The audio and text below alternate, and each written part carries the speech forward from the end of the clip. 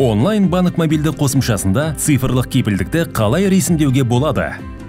Онлайн банк қосымшасына кіріңіз. Негізгі мәзірден өнімдерді таңдаңыз. Бланктық тендерлік кепілдікті таңдаңыз. Бұдан әрі кепілдік шығару. Сатып алу порталын таңдаңыз. Сатып алу нөмірін енгізіңіз. Сатып алу туралы ақпарат автоматты түрде көрсетіледі. Лотты қосу батырмасын басыңыз. Лотты таңдаңыз. Таңдау батырмасын басыңыз. Кепілдік және комиссия сомасы автоматты түрде есептелінеді. Комиссияны есептен шығару шотын таңдаңыз. Келісім шарттарын растаңыз. Қол қоюға жіберу батырмасын басыңыз. Сенімді нөмірге келетін SMS-тегі кодты енгізіңіз. Өтінімнің өңделуін күтіңіз. Құттықтаймыз. Сіздің өтініміңіз мақұлданды. Өтінім мақұлданғаннан кейін сенімді нөмірге SMS келеді. Сатып алу бойынша кепілдік порталдың жеке кабинетінде шығарылған.